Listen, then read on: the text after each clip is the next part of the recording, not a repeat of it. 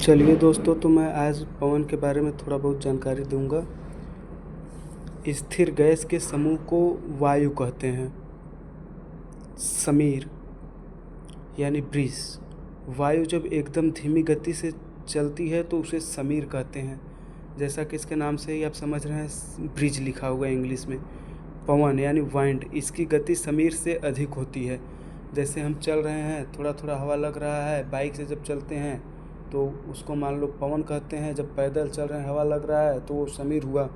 तूफान, इसकी गति पवन से अधिक होती है। यानी बाइक से मैं फोर व्हीलर पे आ गया, उसको पवन तूफान कहते हैं। चक्रवात, यानी ये फोर व्हीलर से हवाई जहाज़ पे चला गया, उसको चक्रवात कहते हैं। अब इसकी गति सबसे अधिक होती है चक्रवात की। आगे है फेरल का नियम। इनके अनुसार उत्तरी गोलार्ध में हवाएं अपनी दाहिनी ओर घूम जाती है और दक्षिणी गोलार्ध में अपने बाईं ओर घूम जाती हैं। अब जैसे कि फेरल, अब आप सोचेंगे फेरल कौन था। फेरल प्रतिपादक थे पवन का, जो कि यूएसए से थे। यूएसए यानी समझ रहे हैं। संबंधित ये कहाँ से थे? मध्य अक्षांश वायुमंडलीय परिसंचरण, अश्व अक्षांश से ऊपर, यानी जो 35 अंश से ऊपर जाता है, नॉर्थ साउथ। यह नियम वायु संचार से संबंधित है। फेरल वायु संचार से संबंधित नियम बनाए थे।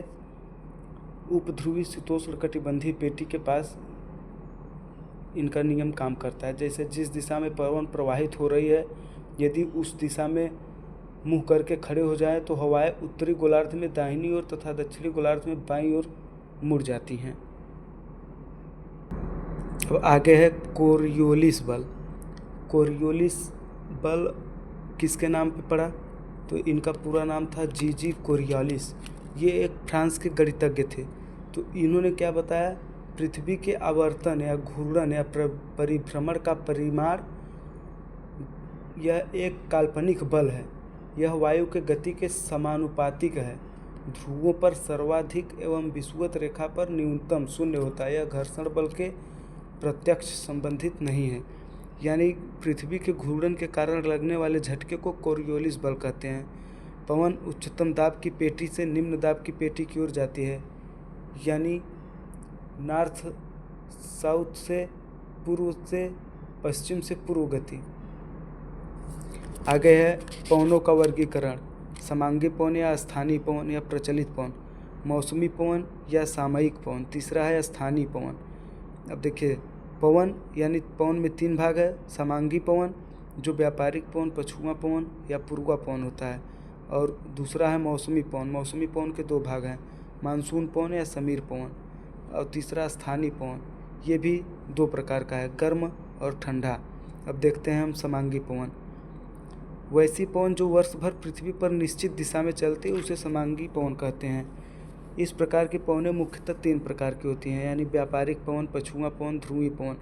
पछुआ पवन का नाम बहुत सुने होंगे आप लोग, गांव में अक्सर चलता रहता है। मौसमी पवन, वो पवनें जो किसी खास मौसम में चले, मौसमी पवन कहलाती है। जैसे जो गर्मी में हमारे तरफ चलता है, उसे मौसमी पवन कहते हैं। स्थानीय पवन, वैसी पवन जो किसी विशेष स्थान पर चले, स्थानीय पवन कहलाती है। ये पवनें तापमान तथा वायुदाब के स्थानीय अंतर से चला करती हैं और इनका प्रभाव क्षेत्र सीमित होता है। इनकी उत्पत्ति हेतु स्थानीय तापांतर एवं दाब प्रवणता प्रमुख कारक है। यह स्थानीय पवनें क्षोभ मंडल के निचली परत तक ही सीमित रहती हैं। स्थानीय पवन 2 प्रकार की होती है, गर्म तथा ठंडी।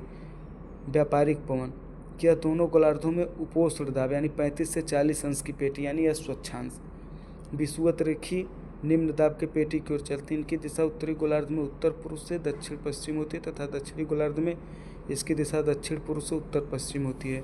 इनको व्यापारिक या वाणिज्यिक पवन इसलिए कहा जाता है क्योंकि यूरोप के व्यापारी इन्हीं पवनों के सहारे समुद्री व्यापार के लिए जाया करते थे।